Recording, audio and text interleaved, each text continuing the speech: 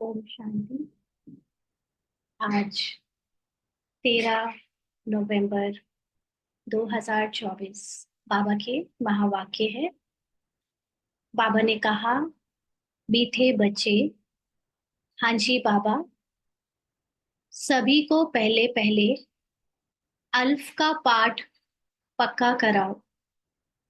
आप आत्मा भाई भाई हैं।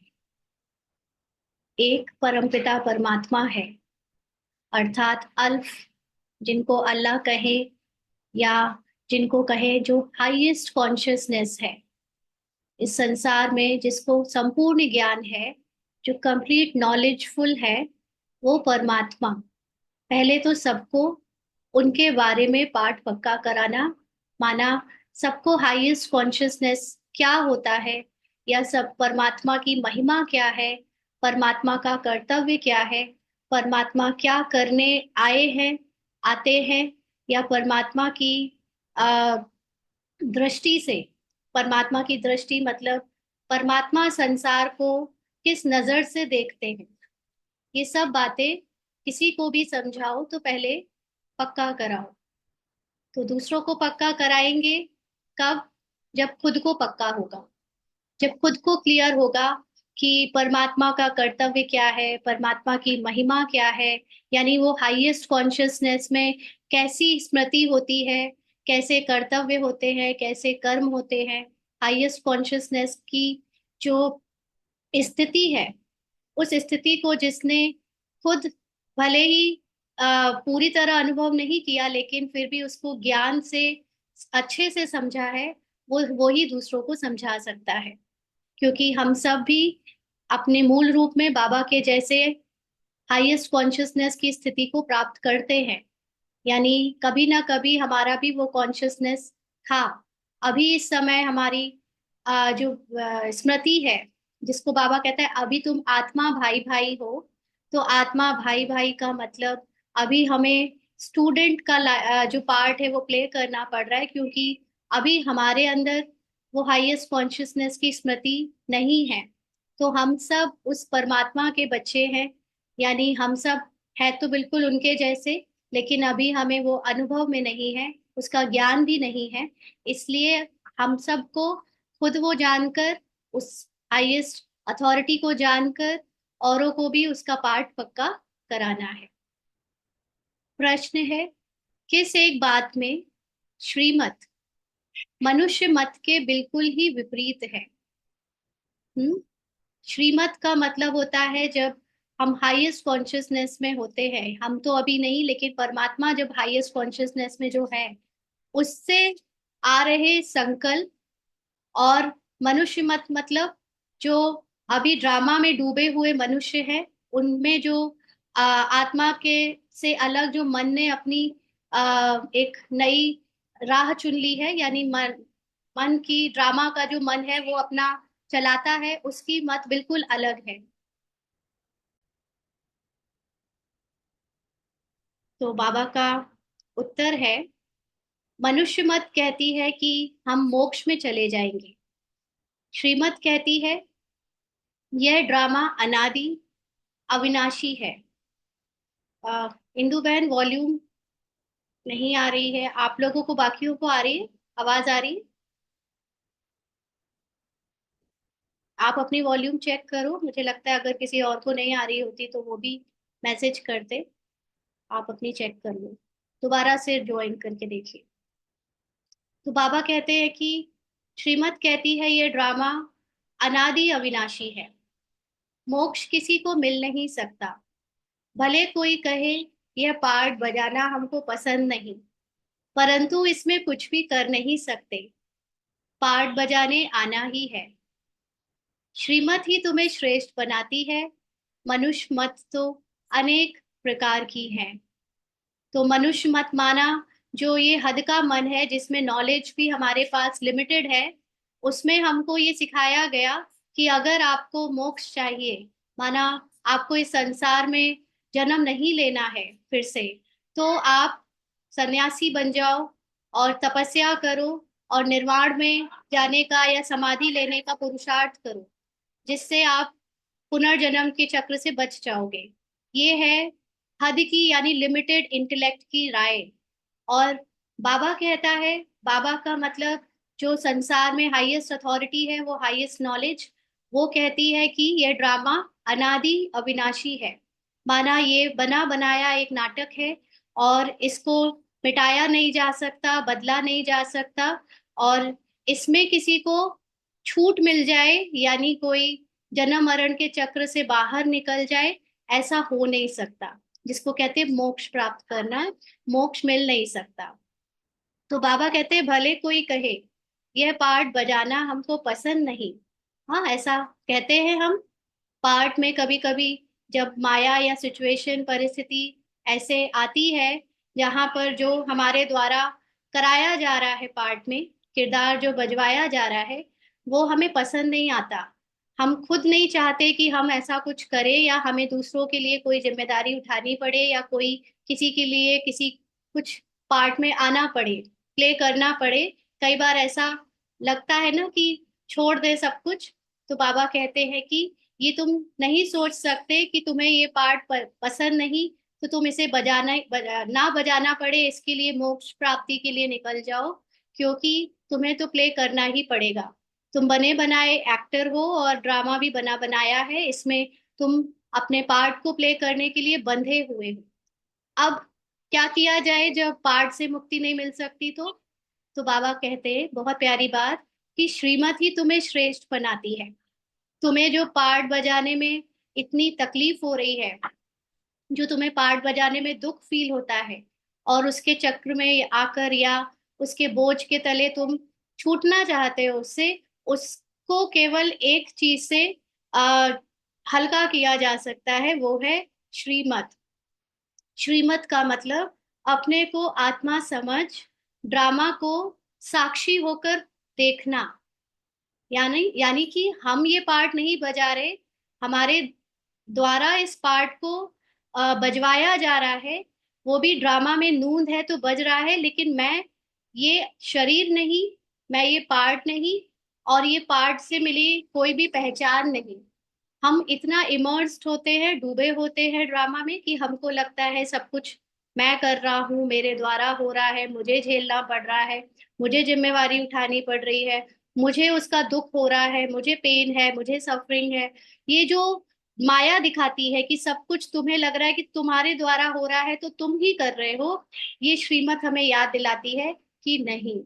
तुम अपने को जब आत्मा समझने का अभ्यास बढ़ाते हो, तो जैसे जैसे तुम्हारी कॉन्शियसनेस ऊपर होती जाती है, बाबा के करीब, यानी हम नॉलेजफुल बनते जाते हैं, तो जितना हमारी नॉलेज बढ़ेगी, हमें अनुभव होने लगेगा कि इस ड्रामा में हम दिख रहे हैं पार्ट के अंदर, लेकिन वो पार्ट हम है नहीं।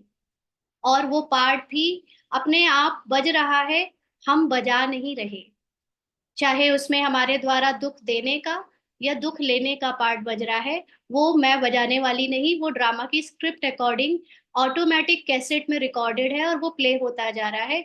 अब ज्ञान मुझे हेल्प कर रहा है कि तुम उससे बाहर खुद को देखो। जब तुम उससे खुद को बाहर देखते हो, तो तुम्हें जो अभी तक ड्रामा में इमर्स्ड होने के कारण सफरिंग हो रही थी, वो सफरिंग से तुम बच जाओगे। ये है श्रीमत जो हमें श्रेष्ठ बनाती है, क्योंकि ड्रामा के बाहर आना, या ड्रामा के बाहर अपने को उपराम अनुभव कर पाना, ये एक बहुत हाई कॉन्शियसनेस की स्थिति होती है।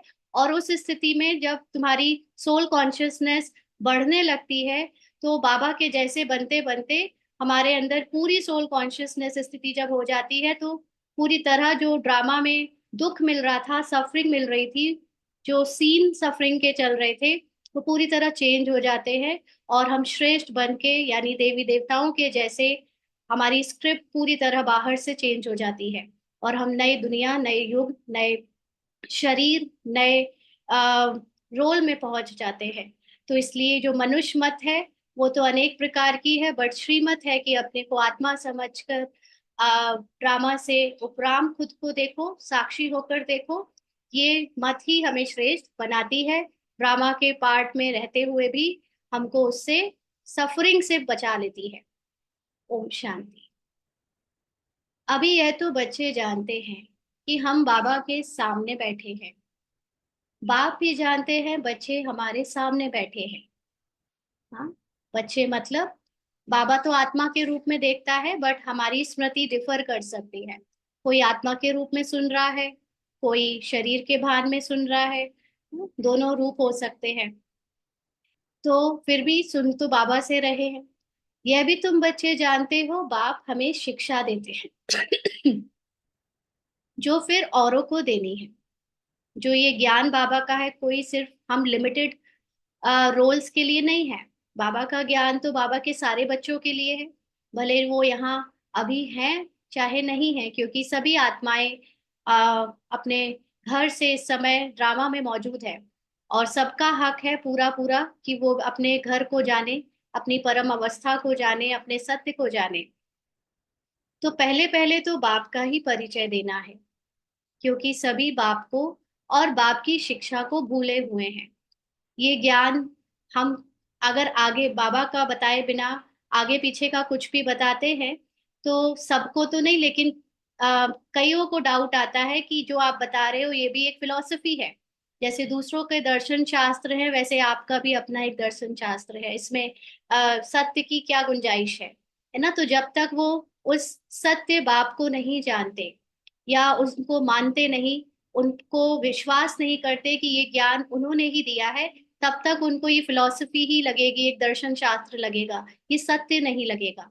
इसलिए पहले पहले तो वो जो हाईएस्ट अथॉरिटी है, परमात्मा, हाईएस्ट कॉन्शियसनेस है, उनका परिचय सबको देना है कि वही शिव के रूप, शिव नाम है जिनका, जिनका स्वरूप बाबा कहते हैं कि मुझे प्रकाश कहते हैं। हाँ, प्रकाश का मतलब ज्ञान, जिससे हमारी तीसरी आंख खुल जाती है, माना समझ पड़ जाती है। जो दुनिया में दिख नहीं रहा था वो दिखना शुरू हो जाता है, और जो आंखों से दिख रहा था वो दिखना बंद होने लगता है। तो ये सारी बातें सबको बतानी है, क्योंकि इस समय जो बाबा है, भगवान की शिक्षा क्या है ये किसी को नहीं पता। तो अभी जो बाप पढ़ाते हैं ये पढ़ाई फिर 5,000 वर्ष के बाद मिलेगी। ये नॉलेज जो है बाबा की, अपने को आत्मा समझना और ड्रामा को साक्षी होकर देखना, और इसके अलावा भी जो डिटेल की बातें हैं वो बाबा 5,000 वर्ष में एक बार देता है। तो अभी सबको बताना जरूरी है। यह ज्ञान और कोई को है नहीं, मुख्य हुआ बाप का परिचय, फिर यह सब समझाना है। हम सब भाई भाई हैं। हाँ, हमारे अंदर अभी कॉन्शियसनेस जो है वो ड्रामा अनुसार भूली हुई है कि हम परमात्मा के जैसे हैं, लेकिन हमारे अंदर जो सब आपस में आत्मा के रूप में कॉन्शियसनेस है वो हमें याद दिलाती है कि परमात्मा ही सुप्रीम है, और अभी हम सब अपने लिमिटेड हद और बुद्धि में फंसे हुए हैं। सारी दुनिया की जो सभी आत्माएं हैं, सब आपस में भाई भाई हैं। सभी अपना मिला हुआ पार्ट इस शरीर के द्वारा बजाते हैं। अभी तो बाप आए हैं नई दुनिया में ले जाने के लिए, जिसको स्वर्ग कहा जाता है। परंतु अभी हम सब भाई पतित हैं, एक भी पावन नहीं। पावन नहीं का मतलब हमारी बुद्धि अभी हद में डूबी हुई है। हम ड्रामा को रियल समझ के शरीर समझते हैं। और सतयुग जो नई दुनिया है, स्वर्ग है, वहां पर ऐसे रोल्स नहीं है। वहां पर रोल एकदम सोल कॉन्शियस है।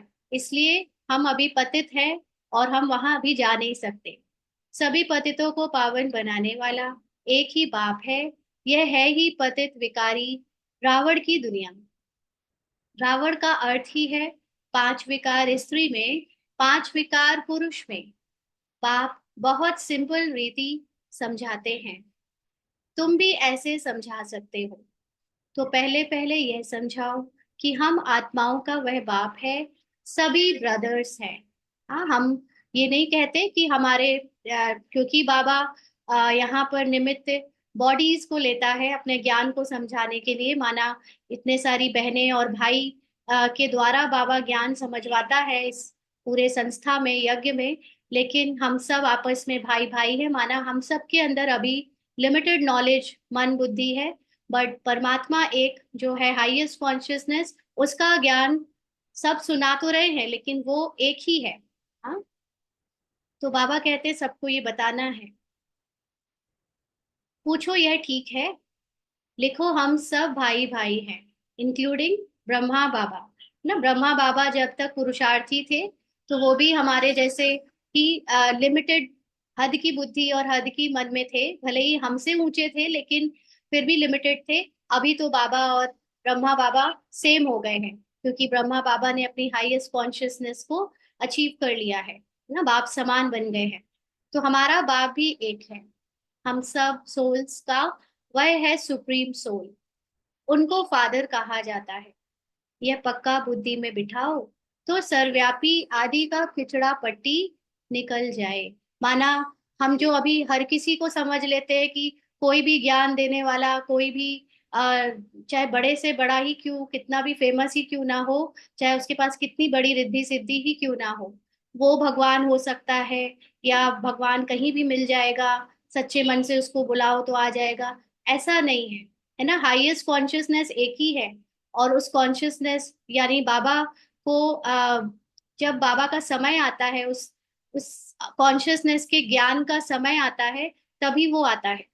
तो ये नहीं कह सकते कि वो सर्वव्यापी है, वो हमेशा से था और हर जगह है, ऐसा फिजिकल फॉर्म में वो अवेलेबल नहीं है। अल्फ पहले पढ़ाना है, यानी परमात्मा के बारे में सबको पहले बताना है। बोलो यह पहले अच्छे रीति बैठ लिखो। आगे सर्वव्यापी कहता था, अब समझता हूँ सर्वव्यापी नहीं है। यानी जिनको इस बात पर निश्चय नहीं है कि अभी वो सर्वव्यापी नहीं है, ये कोर्स के बाद, ज्ञान लेने के बाद उसने मान लिया हो, तभी उसको आगे की पढ़ाई हो। अदरवाइज अभी तक उसको भी सर्वव्यापी लगता है, तो फिर उसको फायदा नहीं आगे का ज्ञान समझाने का, क्योंकि परमात्मा तो एक ही होता है।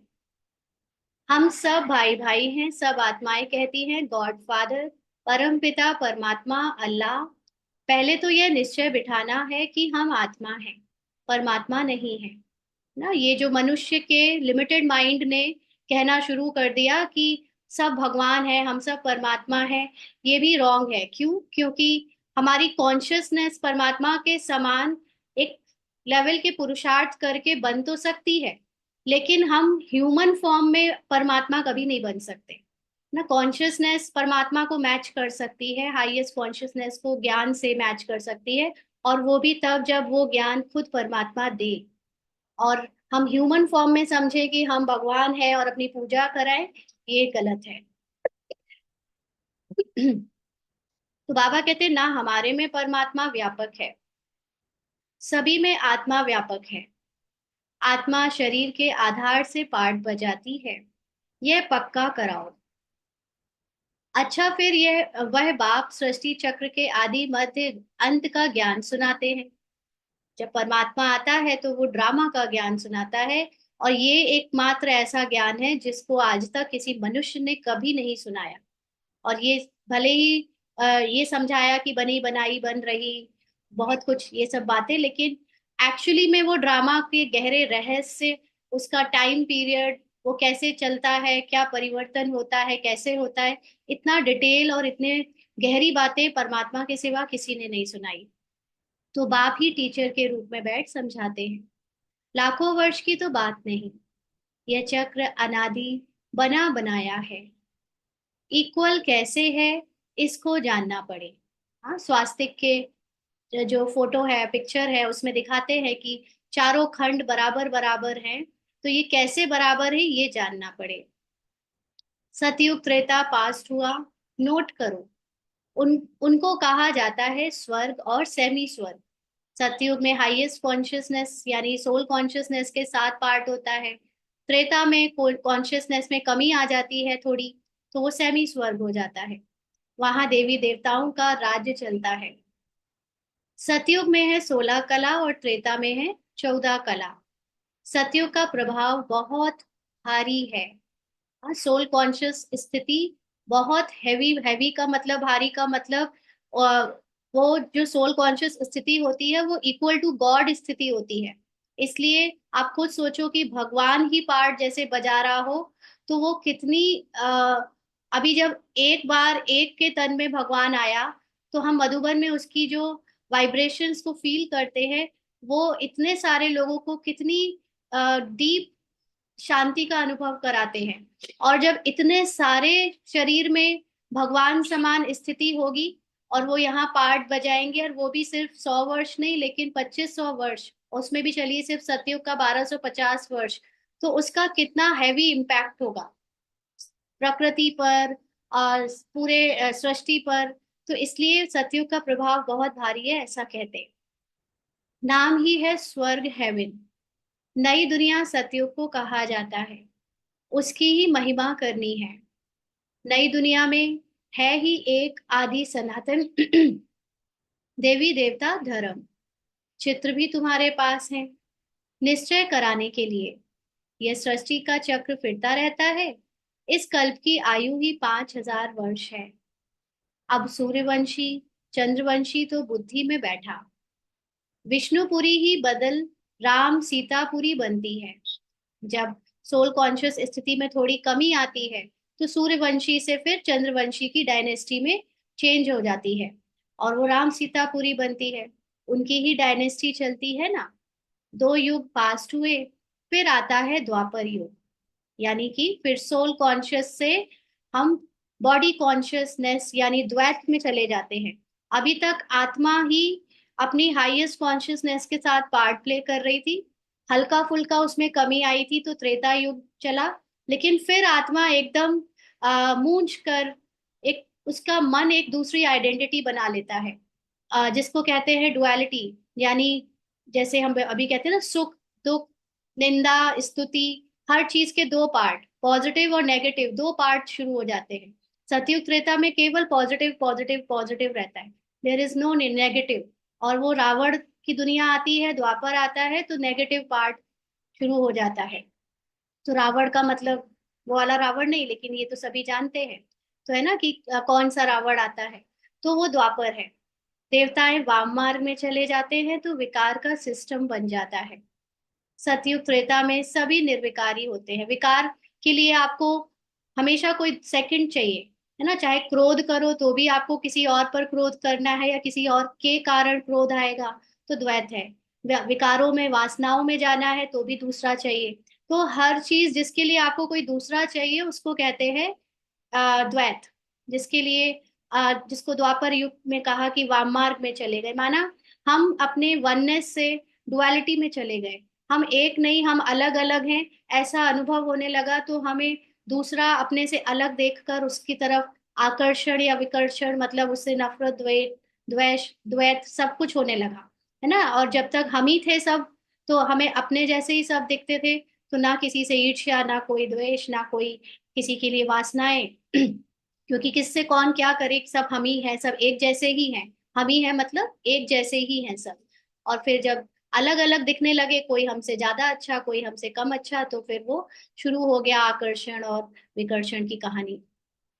तो बाबा कहते हैं सतयुग त्रेता में सभी निर्विकारी रहते हैं।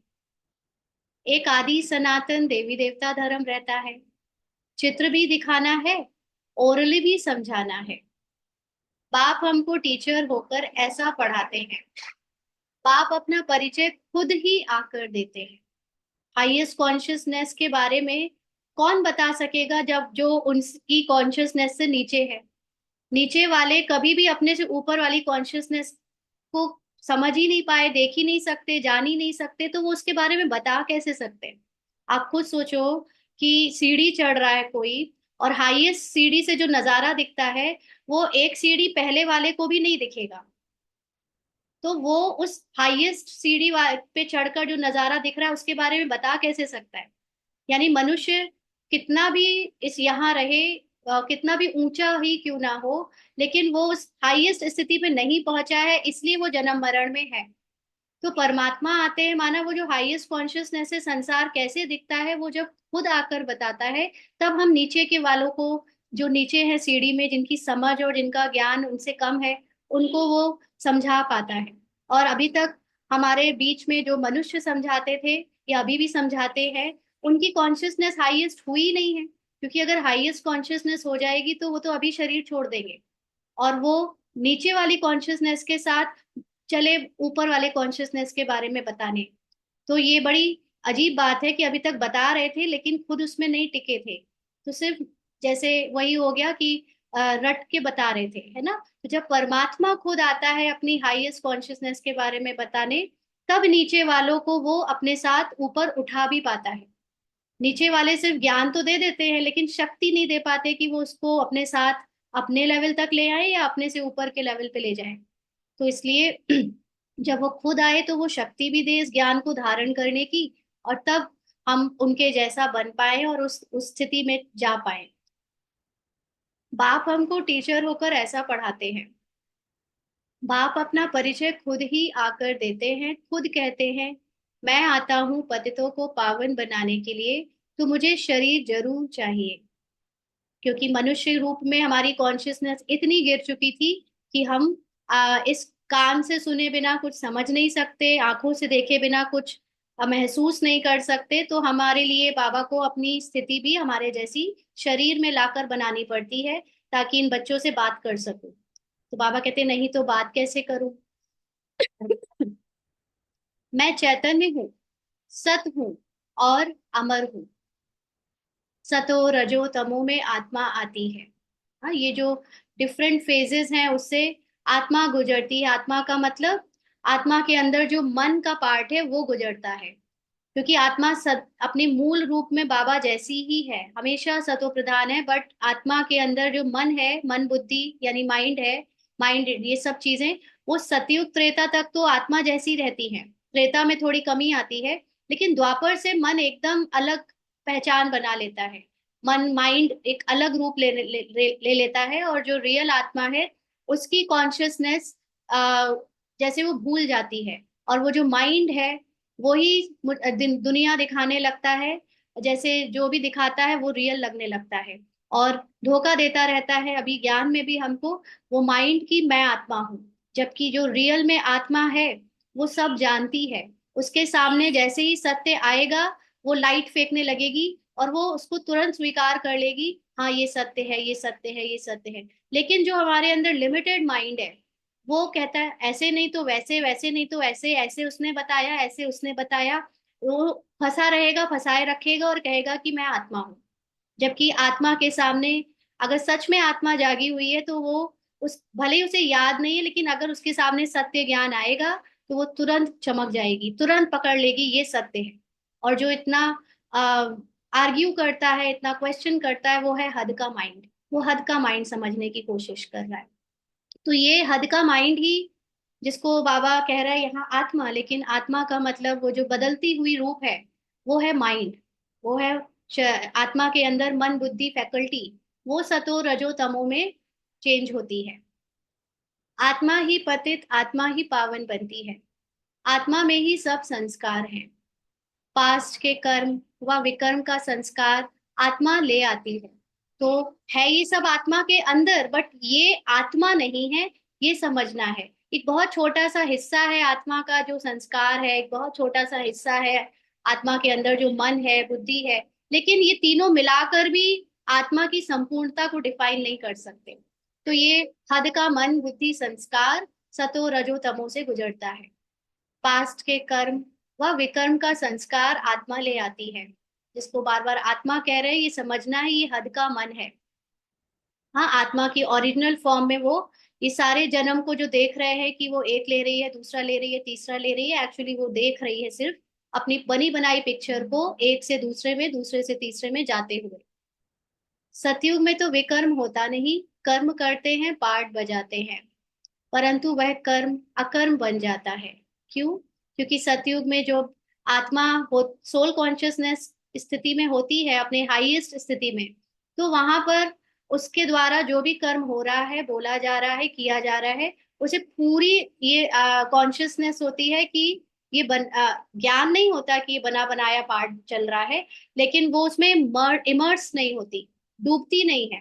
वो उससे अपनी पहचान नहीं बनाती शरीर और शरीर के किरदार से। इसीलिए उसके द्वारा जो किया जाता है, उसके शरीर के द्वारा जो किया जाता है, वो कोई फल नहीं बनाता। क्योंकि फल का भोगना या फल तब बनता है जब मैं ये उसका कर्ता बनूं। जब ये बुद्धि कहे कि मैंने किया तो मुझे उसका फल चाहिए। जब ये बुद्धि में रहता है कि ये मैंने किया ही नहीं, उसका भान ही नहीं उसे, तो उसका फल भी उसको फील नहीं होता। जैसे आप जब कभी घर में ही देखो, इसकी छोटी सी आपने कभी क्लिप अंदर अनुभव की होगी कि जब कभी आपको कोई काम करते हो आप, तो अगर आपको ये फील नहीं होता कि वो आपने किया, तो उसकी थकावट भी आपको फील नहीं होती। और जब आपको ये फील होता है हाय मुझे करना है, मैंने किया है, मैंने दिमाग लगाया है, मैंने बनाया है, तो उससे आपको रिजल्ट भी कामना होती है कि अच्छा हो। और जो रिजल्ट आता है उस अगर अच्छा बुरा आया तो उससे प्रभावित भी होंगे, और साथ साथ उसकी थकावट भी फील होगी, उसके कर्तापन से भोक्तापन भी बन जाएगा। और जबकि जब आपको कोई काम फील ही नहीं होता कि आपके द्वारा हुआ, तो उसका फल भी आपको कोई फील नहीं होता। तो इसलिए सतयुग त्रेता में आत्मा कर्म करते हुए भी जैसे उसके कर्म के फल नहीं बनाती, क्योंकि वो उसका कर्ता नहीं बनती, सिर्फ पार्ट बजाती है, परंतु वह कर्म अकर्म बन जाता है। गीता में भी अक्षर है, अभी तुम प्रैक्टिकल में समझ रहे हो। जानते हो बाबा आया हुआ है पुरानी दुनिया को बदल नई दुनिया बनाने। यानी हमारी सोल बॉडी कॉन्शियसनेस से सोल कॉन्शियस स्थिति को ले जाने, और उसके अकॉर्डिंग फिर वो दुनिया बाहर भी बन जाएगी, जहाँ कर्म अकर्म हो जाते हैं। उनको ही सतयुग कहा जाता है। और यहाँ फिर यह कर्म विकर्म ही होते हैं, जिसको कलयुग कहा जाता है, क्योंकि यहाँ पर सारे कर्म किए ही जाते हैं देह के भान से। और जब देह के भान में जो हद का मन है या बुद्धि है, वो चाहती है कि उसको उसका फल मिले, और इसीलिए वो बॉडी कॉन्शियसनेस के साथ जो भी काम होते हैं वो विकर्म बन जाते हैं, उनके फल को वो भोगने वाली बन जाती है। और अगर वो अच्छे कर्मों को भोगेगी तो उसको फिर बुरे कर्मों को भी भोगना ही पड़ेगा, माना फील करना पड़ेगा, इसलिए वो विकर्म हो जाते हैं। तुम अभी हो संगम पर, बाबा दोनों ही तरफ की बात सुनाते हैं। माना बाबा ये भी बता रहे हैं कि सोल कॉन्शियस स्थिति में क्या होता है और बॉडी कॉन्शियस स्थिति में क्या होता है। तो दोनों ही बातें हमें अभी जानने को मिल रही हैं संगम पर। एक एक बात अच्छी रीति समझे। बाप टीचर ने क्या समझाया। अच्छा, बाकी है गुरु का कर्तव्य। अब गुरु का कर्तव्य क्या होता है, कल बाबा ने कहा था ना, मुझे बाप टीचर गुरु तीनों रूप में जो याद करता है वही 84 जन्म लेता है। तो कईयों को क्वेश्चन होगा कि गुरु क्या होता है, या गुरु के रूप में कैसे बाबा को याद किया जाता है। हमने कल डिस्कस किया था। आज बाबा ने क्या कहा, तो बाबा कहते हैं उनको बुलाया ही है कि आकर हम पतितों को पावन बनाओ। आत्मा पावन बनती है, फिर शरीर भी पावन बनता है। जैसा जैसे सोना वैसे जेवर भी बनता है। 24 कैरेट का सोना लेंगे और खाद नहीं डालेंगे तो जेवर भी ऐसा सतो प्रधान बनेगा। हाँ, जैसे एनालॉजी है कि हम जो गहने पहनते हैं उसमें सोना होता है, और सोने से के बीच में बहुत इम्प्योरिटी डाली जाती है, माना दूसरे एलिमेंट्स डाले जाते हैं, तो उसका वेट बढ़ जाता है, वजन बढ़ जाता है ना। तो आ, लेकिन वो इम्प्योर हो जाता है, जब हम उसको फिर से आग में मोल्ड कराएंगे तो उसकी कीमत कम हो जाएगी।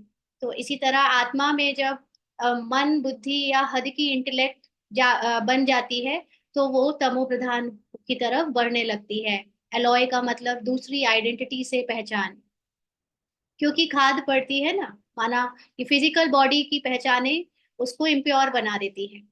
पहले भारत 24 कैरेट पक्के सोने की चिड़िया थी। अंडरलाइन इसका मतलब क्या होता है, अर्थात सतो प्रधान नई दुनिया थी, यानी सोल कॉन्शियस स्थिति कंप्लीट थी भारत में रहने वालों की। भारत को स्थान के रूप में तो फिजिकल बॉडी देखेगी, लेकिन भारत मतलब भारत में रहने वाले। तो भारत में रहने वाले कंप्लीट सतो प्रधान थे, माना सोल कॉन्शियस थे पूरी तरह, और अब कंप्लीट बॉडी कॉन्शियस है, तमो प्रधान है। पहले प्योर सोना है, नई दुनिया पवित्र, पुरानी दुनिया अपवित्र। खाद बढ़ती जाती है, यानी दिन ब दिन आपकी डुअलिटी बढ़ती जाती है ना। शुरू आप खुद भी देखो, आज से कई साल पहले इतनी चीजें नहीं थी, इतनी वैरायटी नहीं थी, खाने में भी वैरायटी नहीं थी, पहनने में भी इतनी वैरायटी नहीं थी, और भी कई चीजों में बहुत लिमिटेड चीजें हुआ करती थी। और जितना ज्यादा समय बीतता जा रहा है हर चीज की वैरायटी बढ़ती जा रही है, माना डुअलिटी और ज्यादा बढ़ती जा रही है।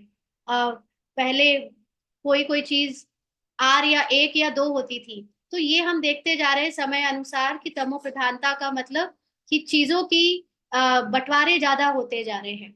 और सतयुग त्रेता में बस एक सॉलिड चीज हुआ करती थी। तो बाबा कहते हैं,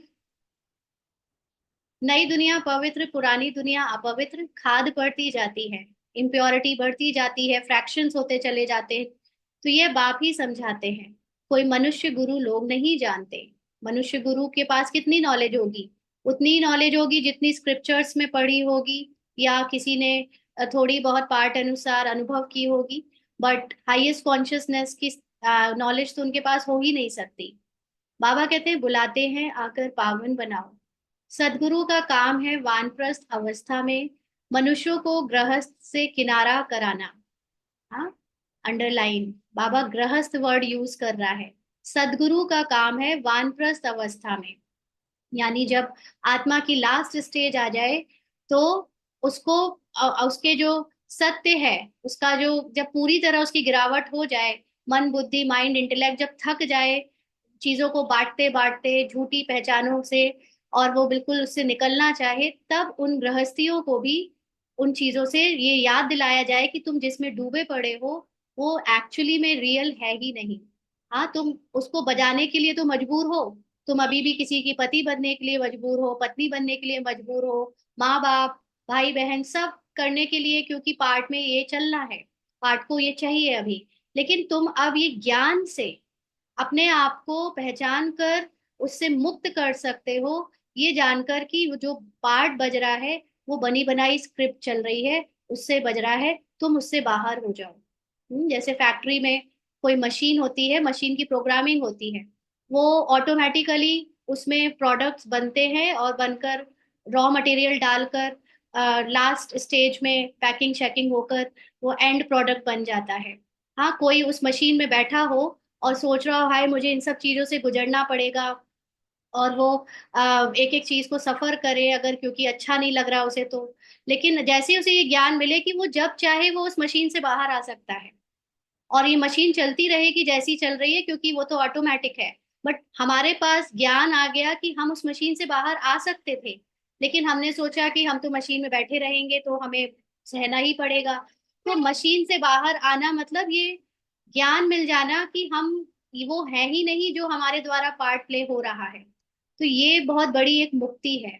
हाँ, इसीलिए बाबा कहता है कि गृहस्थियों को ये बताना जरूरी है। सन्यासी लोग तो छोड़ छाड़ के ही चले जाते हैं, लेकिन जो उसमें फंसे पड़े हैं, कीचड़ में दलदल में, वो सुख कैसे प्राप्त करे, उसके लिए भगवान परमात्मा हमें ये ज्ञान देता है। तो यह सारी नॉलेज ड्रामा प्लान अनुसार बाप ही आकर देते हैं। वह है मनुष्य सृष्टि का बीज रूप। बीज रूप का मतलब टोटल ज्ञान जानने वाला, जो भी संसार में सत्य है उसको जानने वाला, वही सारे वृक्ष की नॉलेज समझाते हैं। शिव बाबा का नाम सदैव शिव ही है। बाकी आत्माएं सब आती हैं पाठ बजाने, तो भिन्न भिन्न नाम धराती हैं, बाप को बुलाते हैं, परंतु उन्हें जानते नहीं। वह कैसे भाग्यशाली रथ में आते हैं तुमको पावन दुनिया में ले जाने। हाँ, भगवान को भी फिर शरीर का आधार लेना पड़ता है, हमें एक नॉलेज देने की हम कौन है। तो बाप समझाते हैं, उनके तन में आता हूँ जो बहुत जन्मों के अंत में है, पूरा 84 जन्म लेते हैं, यानी ब्रह्मा राजाओं का राजा बनाने के लिए इस भाग्यशाली रथ में प्रवेश करना होता है। पहले नंबर में है श्री कृष्ण। सबसे पहले ये नॉलेज किसको मिली? श्री कृष्ण की आत्मा को। फिर वही आत्मा अपनी संपूर्णता को प्राप्त करके हाईएस्ट पद पा लेती है श्री कृष्ण का। वह है नई दुनिया का मालिक। फिर वही नीचे उतरते हैं, यानी भूलना शुरू करते हैं। सूर्यवंशी, चंद्रवंशी, फिर वैश्य, शूद्रवंशी, और फिर ब्रह्मावंशी बनते हैं। गोल्डन से सिल्वर, सिल्वर से कॉपर, फिर आयरन। हाँ, फिर तुम आयरन से गोल्डन बन रहे हो। बाप समझाते हैं, मुझ एक अपने बाप को याद करो। आपने देखा है ना, इसीलिए कि यहाँ पे आयरन से गोल्डन बनने के बीच में एक आता है डायमंड बनना। डायमंड मतलब अपनी सोल कॉन्शियस स्थिति में टिकना। और मार्केट में भी आप देखो, गोल्ड की रीसेल वैल्यू है, सिल्वर की रीसेल वैल्यू है, कॉपर की रीसेल वैल्यू है, आयरन की रीसेल वैल्यू है, लेकिन डायमंड की रीसेल वैल्यू नहीं है। हाँ, तो डायमंड मतलब हम जो सोल कॉन्शियस हैं, वो कभी हमारा स्थिति जो हमारी है वो कभी चेंज नहीं होती। चेंज हमारा पार्ट होता है, पार्ट में जो हद की मन बुद्धि है वो इन सारी अवस्थाओं से गुजरती है। तो बाबा हमको टिकाने आया है, तुम उस डायमंड अवस्था में टिके रहो जिस जो कभी चेंज नहीं होती। वो है तुम्हारी हाईएस्ट सोल कॉन्शियस स्थिति, मेरे जैसी। हाँ, तो बाप कहते हैं मुझे एक अपने बाप को याद करो। अभी 1 मिनट के लिए सभी अशरीरी होकर बाबा के साथ बैठे, अपने को डायमंड रूप में देखे।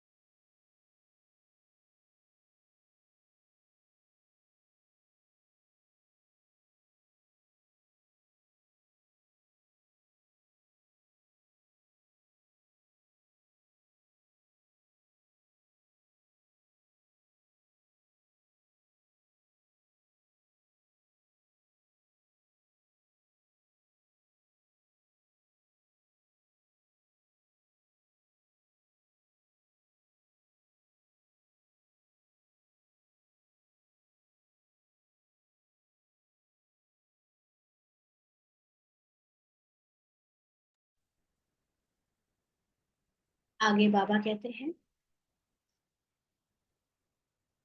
जिसमें मैंने प्रवेश किया है इनकी आत्मा में तो जरा भी ये नॉलेज नहीं थी। तो जिसमें प्रवेश किया वो कौन थे? दादा लेखराज, है ना। हद के पार्ट थे, ड्रामा के एक पार्ट थे, और उनके अंदर भी ड्रामा अकॉर्डिंग जो भी इंटेलेक्ट थी, माइंड था, उसको हाईएस्ट कॉन्शियसनेस की कोई नॉलेज नहीं थी। जैसे हमारे अंदर ड्रामा अनुसार मन बुद्धि जो मिला है वो ड्रामा के लिमिटेड पार्ट के अकॉर्डिंग ही है। हाईएस्ट कॉन्शियसनेस की नॉलेज तो बाबा दे रहा है। ऐसे ही बाबा के प्रवेश करने के पहले ब्रह्मा बाबा का जो पुराना लौकिक पार्ट था उसमें भी ये नॉलेज नहीं थी। इनमें मैं प्रवेश करता हूँ, इसीलिए इनको भाग्यशाली रथ कहा जाता है। माना सबसे पहले हाईएस्ट नॉलेज किसके अंदर आई? ब्रह्मा बाबा के अंदर, दादा लेखराज के अंदर, हाँ, जो ब्रह्मा बने फिर, क्योंकि वो हाईएस्ट नॉलेज के से जो नई दुनिया की स्थापना कर रहे हैं, उसके लिए फर्स्ट मैन या आदि देव, आदि पुरुष ब्रह्मा बाबा, उनको भाग्यशाली रथ कहा जाता है। खुद कहते हैं मैं इनके बहुत जन्मों के अंत में, यानी जो आत्मा फर्स्ट जन्म लेती है हाईएस्ट कॉन्शियसनेस के साथ, उसके आखिरी जन्म में मैं उसमें भी आखिरी समय में आता हूँ, वानप्रस्थ अवस्था में आता हूँ। गीता में अक्षर एक्यूरेट है। गीता को ही सर्वशास्त्रमयी शिरोमणि कहा जाता है। इस संगम पर ही आकर बाप आकर ब्राह्मण कुल और देवी देवता कुल की स्थापना करते हैं, क्योंकि देवी देवता वही बनते हैं जो ब्राह्मण बनते हैं। ब्राह्मण वो बनते हैं जो ब्रह्मा को मानते हैं। अगर कोई आदि देव ब्रह्मा को ना माने, तो बाबा कहते हैं ना कि फिर वो मुझे भी नहीं मिल सकता, क्योंकि कोई कोई कहता है मैं सीधे शिव बाबा से जुड़ता हूँ। तो ब्रह्मा को मानना बहुत जरूरी है, क्योंकि फिर तभी हम उनकी डायनेस्टी में आ सकते हैं, वरना हम द्वापर में आएंगे। तो औरों का तो सबको मालूम है ही, इस्लाम धर्म, क्रिश्चियन धर्म, बौद्ध धर्म, ये तो सबको मालूम है, लेकिन देवी देवता धर्म का किसी को नहीं मालूम। बहुत जन्मों के अंत में अर्थात संगम युग पर ही बाप आते हैं। बाप कहते हैं मैं बीज रूप हूँ, मैं कंप्लीट नॉलेजफुल हूँ। श्री कृष्ण तो है ही सतयुग का रहवासी, उनको दूसरी जगह तो कोई देख ना सके। श्री कृष्ण एक कैरेक्टर है, कब का? सतयुग का।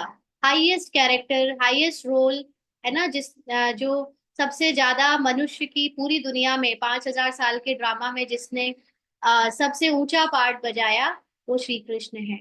और किसी जन्म में या और किसी युग में वो आ नहीं सकते। पुनर्जन्म में तो नाम रूप देश काल सब बदल जाता है।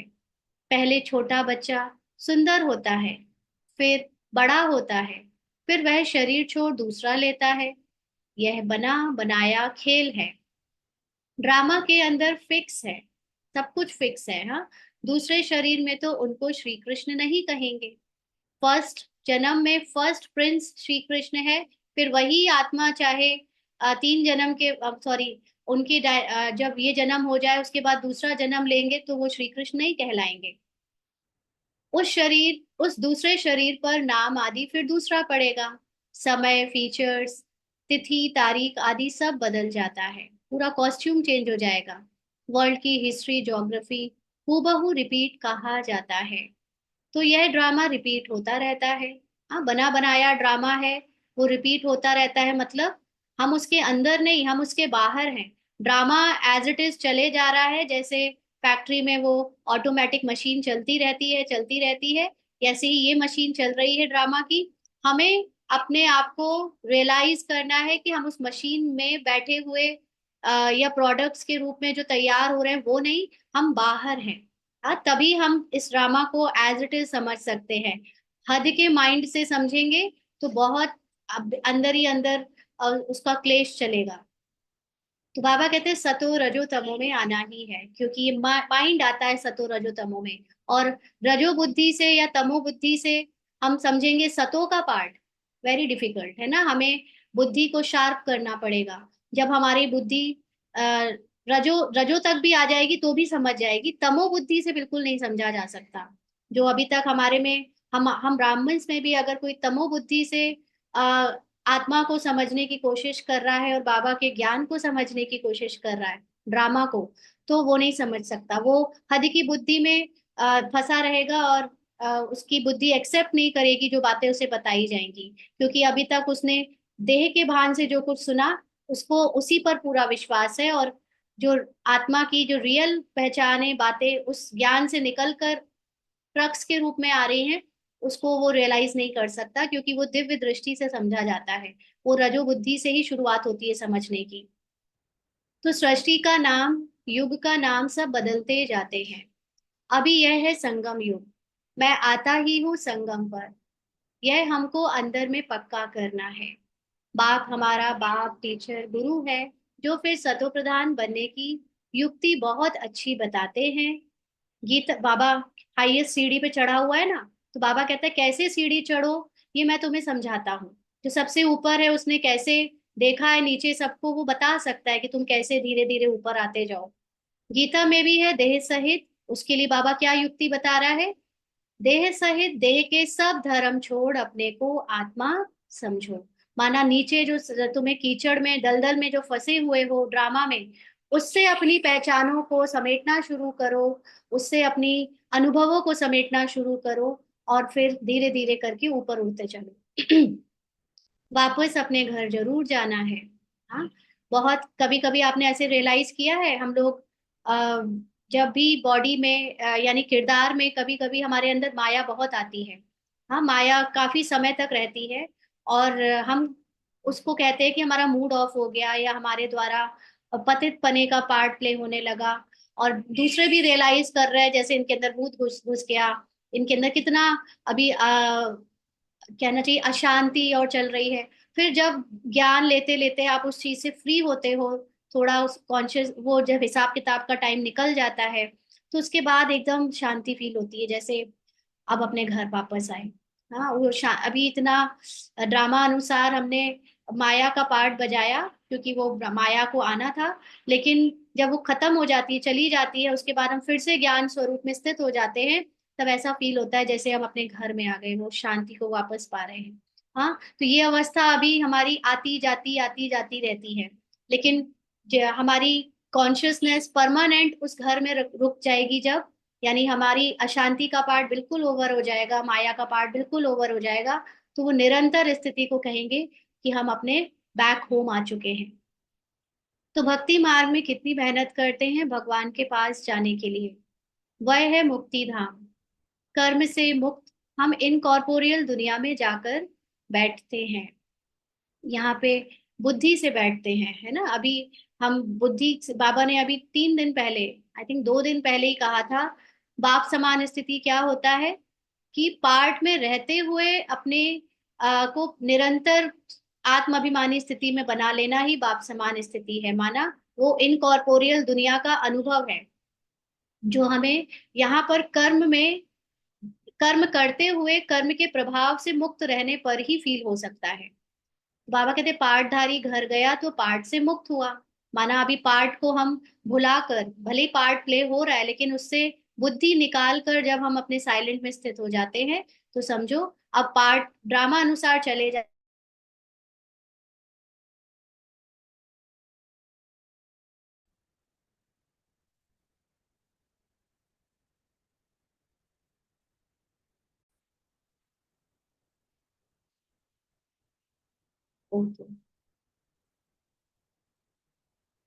तो आगे बाबा कहते हैं,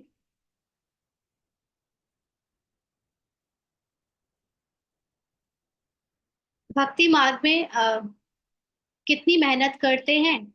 एक सेकंड। हम्म। मैं आता ही हूँ संगम पर। भगवान का पार्ट जो है ड्रामा में, जो नॉलेज देने का पार्ट है और हम सब आत्माओं के वापस से अपनी कॉन्शियसनेस में जाने की नॉलेज लेने का पार्ट है, वो संगम पर शुरू होता है। यह हमको अंदर में पक्का करना है। बाप हमारा टीचर, बाप टीचर गुरु है, जो फिर सतो प्रधान बनने की युक्ति बहुत अच्छी बताते हैं कि हम कैसे वापस सतो प्रधान।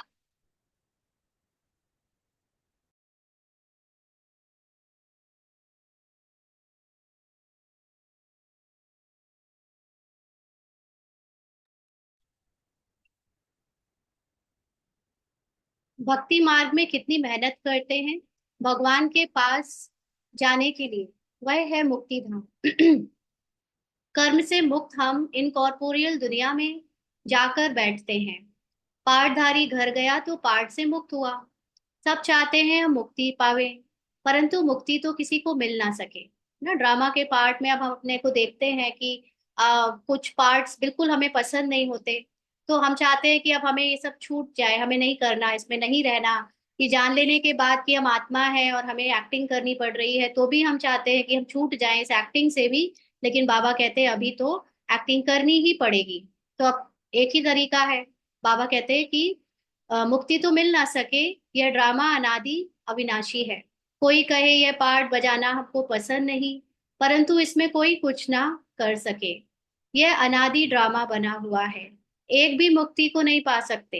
हम्म। वह सब है अनेक प्रकार की मनुष्य मत। जो लोग कहते हैं कि हम आपको मुक्ति मुक्ति दिला देंगे, सिखा देंगे, वो सब मनुष्य की मत है। यह है श्रीमत। श्रीमत क्या करती है, श्रेष्ठ बनाने के लिए। मनुष्य को श्रेष्ठ नहीं कहेंगे, मनुष्य को हाईएस्ट ज्ञान नहीं है। देवताओं को श्रेष्ठ कहा जाता है।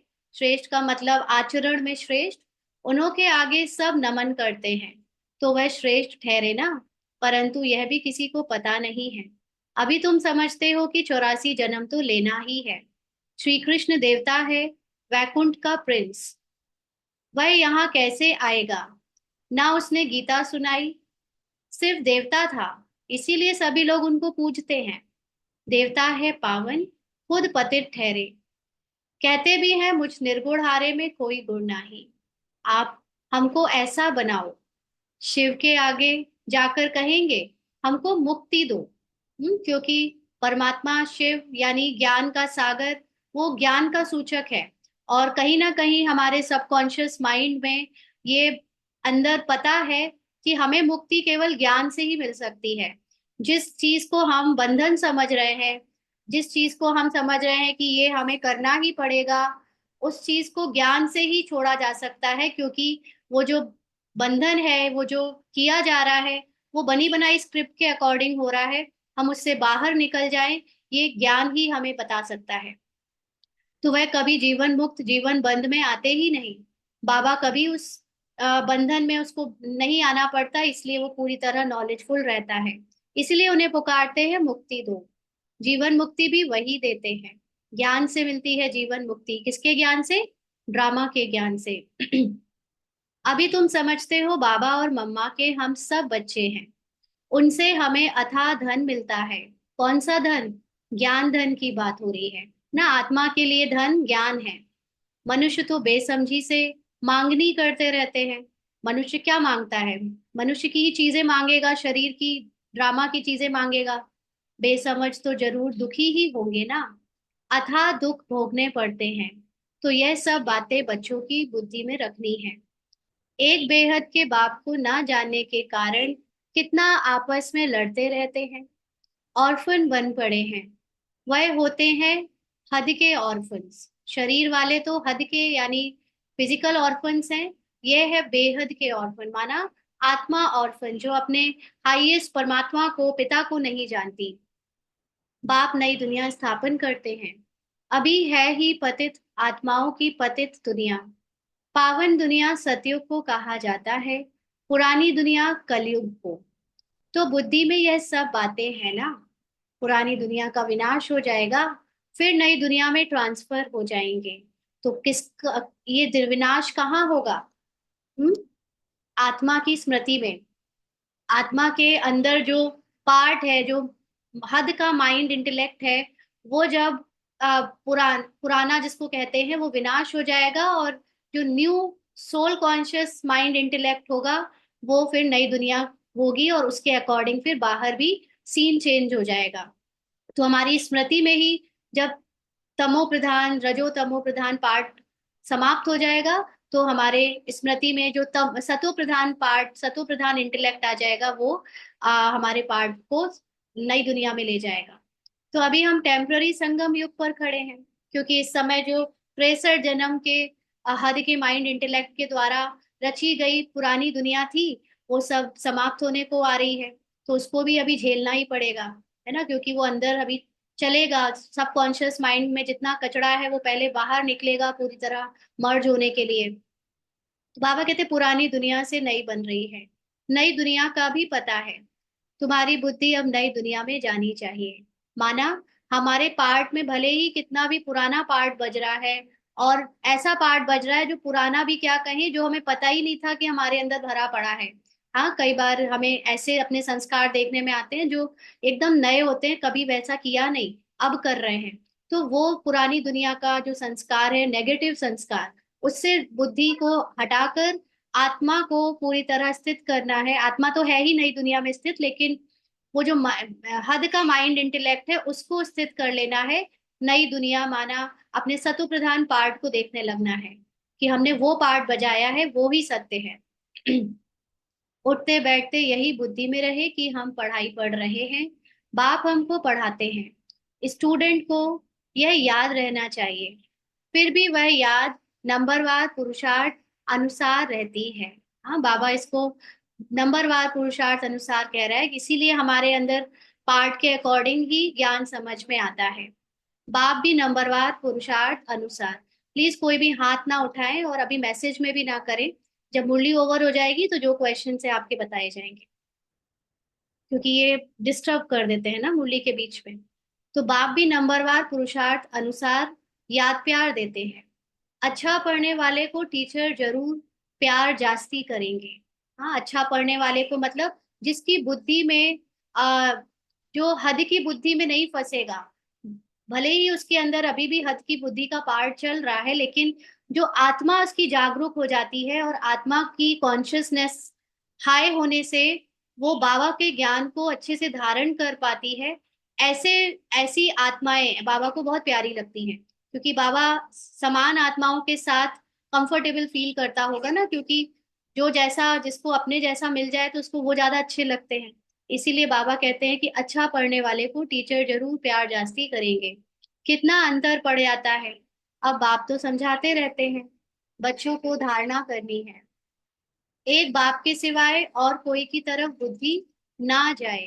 अंडरलाइन, ये जो हद का पार्ट दिख रहा है ना, उसमें भी बुद्धि ना जाए, क्योंकि वो हमें बार बार विचलित कर देती है, और सोल कॉन्शियस स्थिति में या बाबा को याद करने की स्थिति में रहने नहीं देती। बाप को याद नहीं करेंगे तो पाप कैसे कटेंगे? पाप का मतलब ही है देह भान और शरीर की ड्रामा में पहचाने, वो कैसे भूलेंगी? उससे हम कर्ता बने रहेंगे तो फिर भोक्ता भी बने रहेंगे। माया घड़ी घड़ी तुम्हारा बुद्धि योग तोड़ देगी। माया बहुत धोखा देती है। माया क्या है? जो सच नहीं है उसको सच मान के बैठे हैं, वो माया है। बाबा मिसाल देते हैं, भक्ति मार्ग में हम लक्ष्मी की बहुत पूजा करते थे। चित्र में देखा लक्ष्मी पांव दबा रही है, तो उसे मुक्त कर दिया। उनकी याद में बैठते, जब बुद्धि इधर उधर जाती थी तो अपने को थप्पड़ मारते थे। बुद्धि और तरफ क्यों जाती है? आखिरीन फिर बाबा ने देखो आज एक रहस्यमयी बात बताई कि आखिरीन विनाश भी देखा, स्थापना भी देखी, साक्षात्कार की बाबा को आज पूरी हुई। बाबा को ये जो साक्षात्कार हुए हैं, ये उनकी आशा थी इसलिए दिखे। मम्मा को तो नहीं दिखे हुए साक्षात्कार क्योंकि उन्हें कोई आशा नहीं थी। तो मम्मा का पुरुषार्थ सोल कॉन्शियस स्थिति को प्राप्त करने का बिना साक्षात्कार के पूरा हुआ, जबकि बाबा को साक्षात्कार के कारण कह लो या ड्रामा अनुसार बाबा को टाइम ज्यादा लगा, मम्मा जल्दी बन गई। मम्मा ने जल्दी सोल कॉन्शियस स्थिति को प्राप्त कर लिया। तो ये साक्षात्कार की इसीलिए बाबा बार बार पिछले कई दिनों से कह रहा है कि आशा नहीं रखनी चाहिए। बाबा के अंदर आशा थी तो पूरी हुई। समझा यह, अब यह नई दुनिया जाती है, हम यह बनेंगे। बाकी यह पुरानी दुनिया तो विनाश हो जाएगी। बाबा को इसीलिए जो साक्षात्कार हुआ उसमें बाहर की दुनिया का विनाश दिखा। बाबा खुद रोल कॉन्शियस थे जब उनको साक्षात्कार हुए, इसीलिए हद की माइंड इंटेलेक्ट को विनाश हमेशा बाहर दिखेगा। और जो आत्मा की स्थिति में स्थित होता जा रहा है उसको दिखने लगेगा कि ये विनाश तो अंदर ही हुआ पड़ा है। अंदर अपनी स्मृति का विनाश हो जाएगा पुरानी, तो नई दुनिया जो स्थापित हो रही है अंदर ही अंदर, वो दिखनी शुरू हो जाएगी। तो बाबा कहते साक्षात्कार की आज पूरी हुई, समझा अब यह नई दुनिया आती है, हम यह बनेंगे। बाकी यह पुरानी दुनिया तो विनाश हो जाएगी। पक्का निश्चय हो गया। अपनी राजधानी का भी साक्षात्कार हुआ। तो बाकी इस रावण के राज्य को क्या करेंगे, जबकि स्वर्ग की राजाई मिलती है। यह हुई ईश्वरीय बुद्धि। तो साक्षात्कार के बाद जो इंटेलेक्ट में, माइंड में जो परिवर्तन आता है, वो हमारे पुरुषार्थ को और बढ़ा देता है। इसीलिए वो साक्षात्कार ड्रामा अनुसार जिन जिनको होते हैं, उससे हम अगर ज्ञान में आगे बढ़े, अपनी कॉन्शियसनेस में आगे बढ़े तो अच्छा है, क्योंकि वो फिर ईश्वरीय बुद्धि जगा देता है। ईश्वर ने प्रवेश कर यह बुद्धि चलाई। ज्ञान कलश तो माताओं को मिलता है तो माताओं को ही सब कुछ दे दिया। यानी शुरुआत किससे करी? जो बिल्कुल अपने आप को भूली हुई थी, सबसे कमजोर समझती थी आत्माएं, क्योंकि माता का किरदार मिला था। और माता के किरदार में उस समय सारी माताएं अपने को, ऑलमोस्ट सभी आत्माएं बहुत निर्बल समझती थी, अबला समझती थी। इसलिए उनसे ही शुरुआत करी बाबा ने। तुम कारोबार संभालो, सबको सिखलाओ। सिखलाते सिखलाते, क्योंकि उस कारोबार को संभालने से उनका कॉन्फिडेंस डेवलप हुआ। जब बाहर का कॉन्फिडेंस थोड़ा डेवलप होगा, तब तो बाबा के कॉन्शियसनेस को मैच करने का हम पुरुषार्थ कर पाएंगे। तो इसलिए बाबा कहते हैं कि उन्हें सबसे पहले आगे रखा, सिखलाते सिखलाते यहाँ तक आ गए। एक दो को सुनाते सुनाते देखो अब कितने हो गए हैं। आत्मा पवित्र होती जाती है, फिर आत्मा को शरीर भी पवित्र चाहिए। समझते भी हैं, फिर भी माया बुला देती है। तुम कहते हो 7 रोज पढ़ो, तो कहते हैं कल आएंगे। दूसरे दिन माया खलास कर देती है ना। एक दिन सुन के यहाँ से जाते हैं तो बहुत अच्छा फील करते हैं, फिर सोचते भी हैं कि कल आएंगे, लेकिन बाहर कुछ उल्टा सीधा सुन लिया, या जो देखने में बातें किसी को गलत लगी, वो चीजों पे ध्यान जाकर उन्हें वहां से हटा देती है, आने को दोबारा अलाउ नहीं करती। आते ही नहीं। भगवान पढ़ाते हैं तो भगवान से नहीं आकर पढ़ते हैं। कहते भी हैं हाँ जरूर आएंगे, परंतु माया उड़ा देती है, रेगुलर होने नहीं देती है। जिन्होंने कल्प पहले पुरुषार्थ किया वह जरूर करेंगे, और कोई हट्टी है ही नहीं। आत्मा के ज्ञान के सिवा कोई और चीज किसी को दुखों से मुक्त कर ही नहीं सकती, जब तक आत्मा और ड्रामा का ज्ञान नहीं जाना है। इसलिए कहीं भी बाहर कितने भी मोटिवेशन गुरु के पास चले जाएं, चाहे दूसरे आध्यात्मिक गुरुओं के पास, मनुष्य गुरुओं के पास चले जाएं, अल्टीमेटली सबको अपने दुखों से मुक्ति तो बाबा के ज्ञान से ही मिलेगी। तो बाबा कहते हैं तुम पुरुषार्थ करते, बहुत करते हो, बड़े बड़े म्यूजियम बनाते हो। जिन्होंने कल्प पहले समझा है वही समझेंगे विनाश होना है, स्थापना भी होती जाती है। हाँ, विनाश तो होगा ही। युग बदल रहा है तो अपनी स्मृति, जिस युग में जो स्मृति होगी उसके अकॉर्डिंग ही वो युग आएगा। तो हमारे अंदर जब स्मृति सोल कॉन्शियस हो जाएगी, तभी तो सतयुग आएगा। इसलिए हमारे अंदर की कलयुगी सृष्टि का विनाश होना है। आत्मा पढ़कर फर्स्ट क्लास शरीर लेगी। एम ऑब्जेक्ट यह है ना, यह याद क्यों नहीं पढ़ना चाहिए? अभी हम नई दुनिया में जाते हैं अपने पुरुषार्थ अनुसार। अच्छा, मीठे मीठे सिकी लदे बच्चों प्रति माता पिता बाप दादा का याद प्यार और गुड मॉर्निंग। रूहानी बाप की रूहानी बच्चों को नमस्ते। हम रूहानी बच्चों की रूहानी बाप दादा को याद प्यार गुड मॉर्निंग और नमस्ते बाबा। शुक्रिया, थैंक यू बाबा। धारणा के लिए मुख्य सार। पहला पॉइंट, बुद्धि में सदा याद रहे कि अभी हम थोड़े समय के लिए संगम युग में बैठे हैं। पुरानी दुनिया विनाश होगी तो हम नई दुनिया में ट्रांसफर हो जाएंगे, इसलिए इससे बुद्धि योग निकाल देना है। सभी आत्माओं को बाप का परिचय दे, कर्म अकर्म विकर्म की गुह्य गति सुनानी है। पहले अल्फ का ही पाठ पक्का कराना है। आज का वरदान है, श्रेष्ठ प्राप्तियों के प्रत्यक्ष फल द्वारा सदा खुशहाल रहने वाले एवर हेल्दी भव। श्रेष्ठ प्राप्तियों के प्रत्यक्ष फल द्वारा सदा खुशहाल रहने वाले एवर हेल्दी भव। तो बाबा ने समझाया कि संगम युग पर अभी अभी किया और अभी अभी श्रेष्ठ प्राप्ति की अनुभूति हुई, यही है प्रत्यक्ष फल।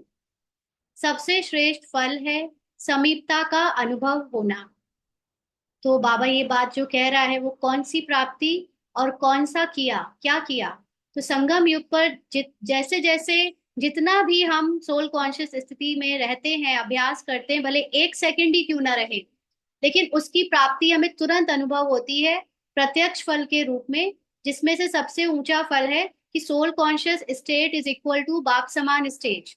तो हम जिस समय सोल कॉन्शियस स्टेज में स्थित होते हैं, हमें बाबा की समीपता का अनुभव होता है, क्योंकि हम बाबा हमेशा उस कॉन्शियसनेस में रहता है और हम फ्रैक्शंस ऑफ टाइम में बाबा की स्थिति में टिकते हैं। तो हमें बाबा का अनुभव जो होता है वो प्रत्यक्ष फल है, क्योंकि बाबा का अनुभव होना माना अपनी सुपर पावर्स का अनुभव होना, अपनी अंदर की जो सत्यता है उसका अनुभव होना। तो आजकल साकार दुनिया में कहते हैं कि फल खाओ तो तंदुरुस्त रहेंगे, हेल्दी रहने का साधन फल बताते हैं। और आप बच्चे हर सेकंड प्रत्यक्ष फल खाते ही रहते हो। हाँ, हम लोग यहाँ पर भले ही शरीर से बीमार दिखें, ड्रामा में किरदार बीमार है, लेकिन जब हम सोल कॉन्शियस स्थिति में टिकते हैं तो वहां हमारा ever healthy part, sorry ever healthy being का जो स्टेज है वो हमें अनुभव होने लगता है, क्योंकि आत्मा कभी बीमार नहीं पड़ती।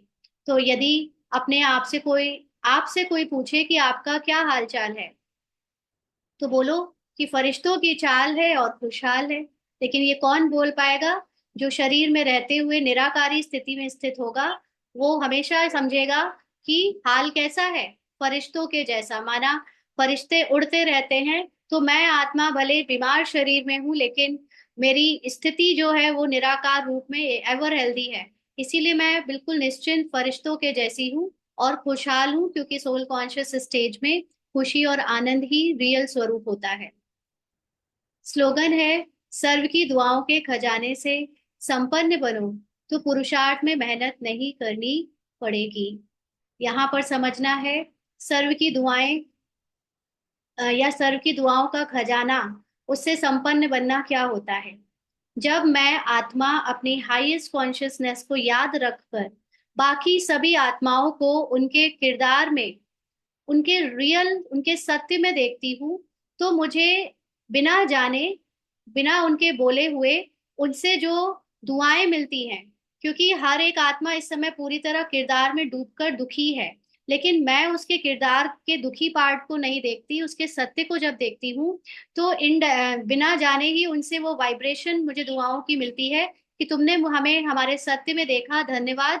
क्योंकि उससे उनको मुक्ति की फीलिंग आती है।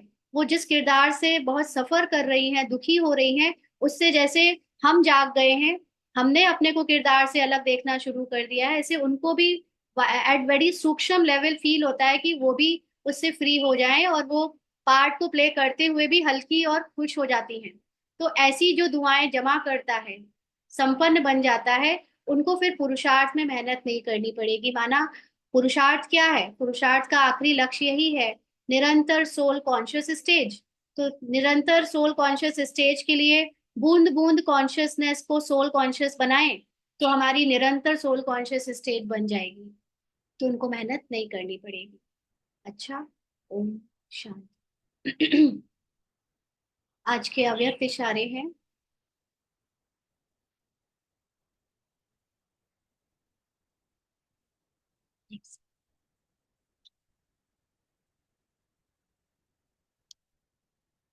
आज 13 तारीख। जहाँ यूनिटी है वहां सहज सफलता है, लेकिन किसी को गिराने में यूनिटी नहीं करना। सदा उड़ती कला में जाना है और सबको ले जाना है, यही लक्ष्य रहे। सदा आज्ञाकारी वफादार बन, हर कदम में फॉलो फादर करो। जो बाप के गुण हैं वह बच्चों के, जो बाप का कर्तव्य वह बच्चों का, जो बाप के संस्कार वह बच्चों के, यही सफलता मूर्त बनने का आधार है। तो सफलता मूर्त क्या होता है? अपनी हाईएस्ट सोल कॉन्शियस स्थिति को अनुभव में लाना, जीवन मुक्ति को अनुभव करना, ये है सफलता मूर्त बनना। लेकिन ये जो बाबा ने हमें यूनिटी सिखाई है, वो कॉन्शियसनेस में जब हम सोल कॉन्शियस होते हैं तो हमें पता है कि सब कुछ है ही एक। उस दृष्टि से अगर हम यूनिटी रखते हैं तो हम ऑटोमेटिकली सोल कॉन्शियस है ही, मतलब सफलता हुई पड़ी है। लेकिन जब इसको हद का माइंड सुनता है, या ब्राह्मण जीवन में भी जो हद की बुद्धि में डूबे हुए हैं, वो जब इसको समझ नहीं पाते यूनिटी क्या होती है, तो वो लोग जब दूसरों के पार्ट को जज करने लगते हैं कि ये गलत है कि ये सही है, ये कुछ अलग है, तो आपस में जितने भी हद के बुद्धि वाले ब्राह्मण्स हैं वो यूनाइटेड हो जाते हैं। हाँ, और फिर क्या करते हैं कि दूसरों के रोल को देखते हुए उन आत्माओं के पार्ट को, उनकी सेवाओं को गिराने की कोशिश करते हैं, उनको खुलेआम विरोध करते हैं, उनके बारे में उल्टा सीधा बोलते हैं, अलग अलग चीजें करेंगे, जो बनेगा वो करेंगे। तो बाबा ने यही बात बोली कि किसी को गिराने में यूनिटी नहीं करना। कोई बात तुम्हें समझ में नहीं भी आई, तुम्हारी वो अवस्था ही नहीं है समझ पाने की, तो तुम्हें समझ में नहीं आई, और उसको क्योंकि तुम्हें समझ में नहीं आई इसीलिए कोई गलत है, इसलिए कोई अलग है, तो आप उसका विरोध करो और उसमें भी ग्रुप बनाकर विरोध करो, ये नहीं करना। क्योंकि उससे आपको और भी कुछ समझ में नहीं आएगा, और ही ज्यादा आपकी कॉन्शियसनेस गिर जाएगी, सोल कॉन्शियसनेस की तरफ नहीं बढ़ पाएगी। और हमारा लक्ष्य है कि हम सदा आज्ञाकारी वफादार बने। आज्ञाकारी का मतलब ही है कि बाप समान स्थिति में रहे, आत्माभिमानी स्थिति में रहे। लेकिन हम तो, बाबा ने तो कभी किसी का विरोध नहीं किया। बड़े बड़े विरोधियों को भी बाबा ने कहा वो सही कर रहे हैं, उन्हें नहीं पता वो क्या कर रहे हैं। बाबा ने कभी किसी के अगेंस्ट कोई एफआईआर या कोई कंप्लेन या कोई मुद्दा नहीं उठाया। और बाबा के बच्चों को लगता है हम सब कुछ सुधार देंगे, हम दूसरों को सही कर देंगे, हम दूसरों के पार्ट को बंद कर देंगे, अब वो सेवाओं में गफलत कर रहे हैं, वो गलत कर रहे हैं, डिससर्विस कर रहे हैं, हम सब कुछ कर लेंगे, हमको बाबा ने चुना है सही करने के लिए। तो जो ऐसा कर रहा है वो कभी भी सोल कॉन्शियस स्थिति को प्राप्त नहीं कर सकेगा, और ही गिर जाएगा। और इसीलिए माया दिखाती जरूर है कि कोई कुछ गलत कर रहा है, कोई क्या कर रहा है, लेकिन ये माया का धोखा है। सब कोई सब कुछ सही कर रहा है, जहां जो हो रहा है बिल्कुल एक्यूरेट हो रहा है। इस ज्ञान को जो याद रखता है वो अंतर्मुखी होता है। वो सिर्फ अपनी अवस्था को देखता है कि मेरी अवस्था किसी के कारण भी खराब तो नहीं हो रही, मैं बाबा के सिवा किसी और के बारे में तो नहीं सोच रहा, मैं अपनी हाईएस्ट कॉन्शियसनेस के सिवा और किसी कॉन्शियसनेस में बिलीव नहीं करता, है ना। तो ऐसी आत्माएं बनना है, ना कि हमें यूनिटी दिखानी है विरोध करने में या किसी के अगेंस्ट खड़े होने में। अच्छा। ओम शांति।